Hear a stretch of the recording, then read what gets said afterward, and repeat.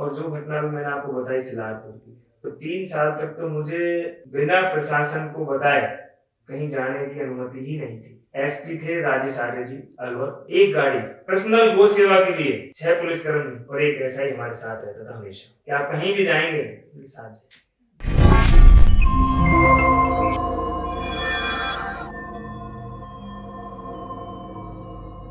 आपके समय में रूंद गिरावड़ा में एक घटना तो हुई थी अब 1 साल पहले, जो अखबारों की जैसी सरकार बदली थी तो कटिंग्स आई थी रूंद गिरावड़ा को तस्करी होती। एक आपके समय में आज से 15-16 साल पहले की मैं बात करूं, उस समय जो बनवारी लाल सिंघल जी भी बजरंग दल में थे, आप भी थे, यशपाल जी भी थे, हमारे यहाँ के प्रधान जी वो उस समय रूंद गिरावड़ा में भी आपने जाकर के वहां पर धरपकड़ करी थी पुलिस प्रशासन के साथ, गो तस्करों से गायब कराई थी, उसके बारे में आप थोड़ा। आंधा का एक गांव है जरूरी के, वहाँ 125 गायों की निर्मम हत्या। वो सीन मेरे ख्याल से इतिहास में आज तक का सबसे निर्मम। बिल्कुल। उस समय डॉक्टर के गुप्ता प्रांतीय उपाध्यक्ष थे, बनवारी लाल सिंघल जी विश्व हिंदू परिषद के अध्यक्ष थे अलवर के, मैं यहाँ जिला संयोजक था, हमारे प्रहलाद छंगानी जी, चेलाराम डोगा जी, हम सब एक टीम की, और हमारे साथ यशपाल भाई तो प्रमुख रहते थे, एक डब्बू जी भी थे विश्व हिंदू परिषद के अध्यक्ष, मेरे अजीज मित्रों में से है। जब हमें पता लगा और जब हम मौके पर गए तो आंखों से आंसू निकले कि ऐसे भी कोई हत्या करता है, और भावुक होना एक अलग चीज है और उसके लिए काम करना, जो जिज्ञासाएं बढ़ गई ना, जब आप किसी से सुनते हो तो एक सुनकर के आदमी इग्नोर भी कर देता है, लेकिन जब आप परिवेक्ष में उसको देख लें उसके बाद आप उसको रोक नहीं सकते अपने आप को। तो हमने उन चीजों को देखा है, इसलिए हम अपने आप को रोक नहीं पाते थे कि अगर हमें कहीं से टेलीफोन आ गया कि भाई साहब कहीं से गायें जा रही है तो सारा काम धंधा छोड़ करके पहले गाय। उस समय आपने वहां ऐसा क्या देखा? अब शुरू से आपको कैसे पता चला और लास्ट तक क्या सीन रहा? हमें किसी के जरिए खबर मिली, पुलिस को तो वहां पे ये समझो कि जब हम वहां पे पहुंचे या गए तो अपनी पहचान ही छुपा करके वहां पर जाना पड़ा, इतने जंगलों में, इतनी दूर में। क्या और जो घटना भी मैंने आपको बताई सिलारपुर की, तो 3 साल तक तो मुझे बिना प्रशासन को बताए कहीं जाने की अनुमति ही नहीं थी। एसपी थे राजेश आर्य जी अलवर, एक गाड़ी पर्सनल गो सेवा के लिए 6 पुलिसकर्मी और एक ऐसा ही हमारे साथ रहता था हमेशा कि आप कहीं भी जाएंगे मेरे साथ जाए। राजेश आर्य जी ने ये पहल की थी। राजेश आर्य जी ने पहल की थी। हर कहीं भी दूसरी गाड़ी किसी थाने में नहीं थी, तिजारा थाना ऐसा था जिसमें 2 गाड़ियां थी, और जब तक मैं कार्यरत रहा 2 ही गाड़ियां नहीं तिजारा थाने, एक गो सेवकों के लिए, एक पुलिस को, जो पुलिस की सपोर्ट करने के लिए जो गो सेवक बिल्कुल पुलिस के कामकाज के लिए गाड़ी थी, और एक गाड़ी हमारे लिए पर्सनल थी। मुझे एसडीएम साहब मैंने खींची थे उस समय, उन्होंने कहा आप कहीं नहीं जा सकते, हमें बिना इजाजत, माहौल क्रिएट हो जाएगा कि हिंदू मुसलमान हो जाएगी। तो वहाँ आप छुपते छुपाते वहाँ पहुंचे आंधा का गाँव। तो धीरे धीरे परिवार वालों से भी सुनने को मिलता था, मेरे पिताजी इमरजेंसी में रहे, तो पूरा परिवार आपने सेवा की है देश की। तो हमने तो पूरा जन लोकतांत्रिक सेनानी है आज। अभी माननीय मुख्यमंत्री जी ने उनको अपने निवास बुलाया था। मेरे बाबा एक पूर्व विधायक कौशल किशोर जी भीलवाड़ा से एमएलए हैं, एक बाबा मेरे डीआईजी हैं भारत प्रसाद जैन। मतलब पीढ़ी दर पीढ़ी आज समाज सेवा करते हैं, और जहाँ मौका मिलता है बिल्कुल करते हैं, तन मन और धन सब अर्पित। ढाका वाली स्टोरी का हमें विस्तार से जानना है कि आपने वो गायों को कैसे बचाया, राजेश आर्य जी और कौन कौन आप मौके पे पहुंचे, वो वृत्तांत था। उस समय कलेक्टर थे तन्मय कुमार, जब हमने वहां पर देखा तो उनको जानकारी मिली कि यार बजरंग दल की कोई टीम वहां पहुंच गई है, तो वो लोग भी वहां पे मौके पर आए। उसके बाद तिजारा रेस्ट हाउस में हमारी उनसे बातचीत हुई, करीबन 1.5 घंटे तक वो चर्चा चली। तिजारा बंद की भी बात चली, अलवर जिले की भी बंद की बात चली, और बात ये भी चली कि निर्मम हत्या कब तक और क्यों, पशुपालन के नाम पे आप निर्मम हत्या कब तक कराते रहोगे। एक तरफ किसान की बात होती है, खेत की बात होती है, खलिहान की बात होती है, दूध की बात होती है, तो उसकी आड़ में धंधा क्यों। तो उन्होंने हमें बहुत सख्त तरीके से ये कहा कि हम इसकी पूरी रोकथाम दिल से रखें, आपको अगली बार शिकायत का मौका नहीं। उस समय एक ऐसा ही थी गिरधारी लाल, मतलब गिरधारी लाल गुर्जर। मैंने सुना है उनका नाम, अभी जब हम ये चर्चाएं करते हैं तो उनका नाम बहुत आता है। गो सेवक थे, परम गो भक्त थे। सिर्फ सुनना बाकी रहता था कि हमारा टेलीफोन आया नहीं, और वो कि ललित भाई बिल्कुल तैयार थी, आ जाइए। बाकी प्रशासनिक व्यवस्थाओं में शिवराज सिंह जी भी अच्छा कार्य कर रहे हैं, जब भी कभी कोई खबर मिलती है तो क्षेत्र में पूरा सहयोग दल बल से करते हैं और मिलता है उनका सहयोग।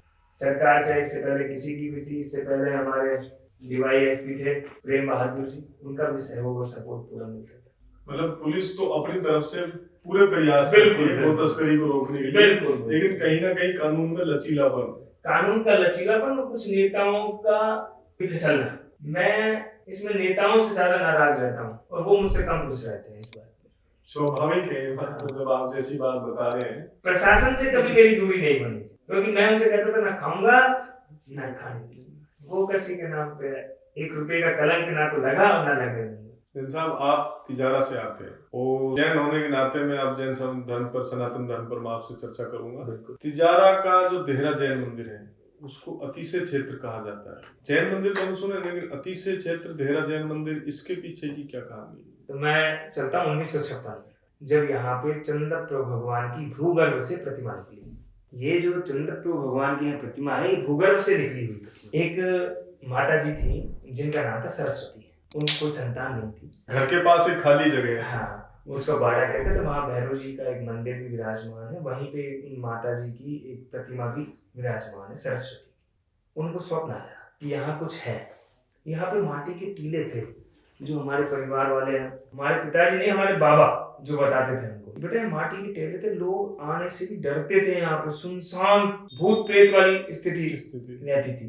तो उनको जब स्वप्न आया, उन्होंने जब समाज में लोगों से कहा, तो लोगों ने खुदाई कराई। एक बार कराई, कुछ नहीं निकला। दूसरी बार कराई, कुछ नहीं निकला। तीसरी बार कराई, कुछ भी नहीं निकला। सबने कहा कि यार ये तो बेवकूफ बनाने वाली बात है और कुछ लेना देना नहीं। वो बात ठंडे बिस्तर में चली गई। उन माता जी को फिर स्वप्न आया। फिर कुछ लोगों ने विश्वास किया, कुछ ने नहीं किया। लेकिन उसके बाद जो भी उस खुदाई में खर्चा आया, तो उन्होंने कहा कि मैं वहन करूंगी, यहाँ पे कुछ ना कुछ है। और जब हमारे चंदा बाबा की प्रतिमा यहाँ पे प्रकट हुई, प्रतिमा की साथ साथ ही यहाँ पर अतिशय क्षेत्र देहरा जैन, इसलिए इसको अतिशय क्षेत्र कहते हैं कि एक चमत्कार हुआ, आपको एक स्वप्न आया। उससे पहले यहाँ पर जैन मंदिर नहीं था? नहीं, उससे पहले हमारा जैन मंदिर पंचायती जैन मंदिर था, जहाँ हमारा पूजन पाठ होता। यहाँ कुछ नहीं था, यहाँ जंगल था, वीराना था सब कुछ। और उसके बाद वो प्रतिमा अभी भी विराजित है, अभी भी विराजमान। और उसका इतना अतिशय है कि लोग देश से ही नहीं, विदेश से भी यहाँ आते। ज्ञानी झैल सिंह जी आए थे, राष्ट्रपति, 1984 में, जब यहाँ पे पंच कल्याणक हुआ था, जब एक शिखर बना था और वहां पे मूर्ति को विराजमान। 1984 के बाद तो यहाँ पे कई मुख्यमंत्री और कई राज्यपाल और उपराष्ट्रपति भी आते रहते हैं। अभी थोड़े दिन पहले अशोक गहलोत जी जैन मंदिर पे होकर के गए। माननीय गृह मंत्री जी गुलाब चंद जी कटारिया 3 बार आ चुके। वसुंधरा जी 2 बार रात को रुक चुकी। उसके बाद तो आना जाना लगा रहा है। मुख्यतः यहाँ पर दिल्ली नजदीक है। मैं जब भी देखता हूँ कि दिल्ली के लोग ज्यादा रहते हैं, या पूरे भारतवर्ष से यहाँ पर लोग, वो पूरे भारतवर्ष से आते हैं, लेकिन दिल्ली ज्यादा आता है। जैन धर्म का उदय पहले हुआ, जैन मंदिर की स्थापना तो आपने बताया चंद्रप्रभु जी की प्रतिमा। जैन धर्म के बारे में थोड़ा सा प्रकाश डाल। ये सब अनादि है। किसकी उत्पत्ति कब हुई, इस पर प्रकाश डालना भी मैं मूर्खता ही समझता। जैसा जितना भी आपको पता है कि हमारी जानकारी के लिए लोगों को पता चले कि जैन धर्म के लोगों में कैसी भावनाएं होती है, मैं तो एक बात मानता हूँ, जब सनातन धर्म की बात आती है तो वहाँ कहते हैं आदि अनादि। अब जैसे आदि अनादि की बात जब आती है, तो मैं आपको एक छोटी सी बात बताता हूँ, आज कभी सुनने को भी नहीं मिली होगी, कि कैलाश मानसरोवर पर्वत है, वहाँ भगवान भोलेनाथ विराजते हैं, कोई दूसरे भोले का नाम नहीं है। ऐसे ही हमारे यहाँ कहते हैं कि आदिनाथ भगवान ने सिर्फ कैलाश पर्वत पे ही तपस्या की थी। और जब बात सनातन धर्म की आती है, तो हम तो दोनों में ही एक को देखते हैं। उनका भी बैल चिन्ह है और भगवान आदिनाथ का भी चिन्ह बैल। कि धर्म की उत्पत्ति कब हुई, इसकी बजाय आज है ना क्या है, मैं आपको बताऊं विडंबना हमारे समाज की, कि धर्म की बात तो सब करते हैं और धर्म पे लड़ने को तैयार है, लेकिन धर्म पे चलने को कोई तैयार नहीं है। धर्म के लिए लड़ लेंगे, लेकिन धर्म पे चलो, वो धर्म है। धर्म के लिए लड़ना, धर्म कभी लड़ना सिखाता है क्या? नहीं। धर्म पे चलना सिखाता है। सनातन धर्म में तो वसुधैव कुटुंबकम की भावना से लेकर के पूरा विश्व चल रहा है। तो क्या धर्म के लिए हर आदमी लड़ने के लिए तैयार बैठा है। तूने ऐसे कह दिया, लेकिन उस धर्म पे चलने के लिए कोई तैयार नहीं। राजस्थान में प्रमुख जैन तीर्थ कौन कौन से हैं जिसपे लोग अधिक से अधिक जाते हैं? जिन दर्शन में तो श्री महावीर जी, जहाँ पे हजारों यात्री रोज आते हैं और पूरे भारतवर्ष से आते हैं। आकर्षण की बात की जाए जैन मंदिर की, तो माउंट आबू का देलवाड़ा देखने के बाद कहेगा कि हाँ मैंने कुछ देखा है। प्रवीण भाई तोगड़िया जी से जैसे आपने बताया 2 बार मिले, आप उनसे जुड़े हुए हैं, उनके साथ काम किया है। उनका एक बिल्कुल देश के प्रति एक इंस्पिरेशन रहता था, एक अलग भाव रहता था। उस समय जब आप मिले थे, तो उनकी कोई वार्तालाप के कुछ अंश जो आप शेयर करना चाहें? उनका नौजवान पीढ़ी को यही संदेश था कि जितना समय हम अपने आप को देते हैं उसमें चौथाई समय हम अपने देश के लिए भी दें।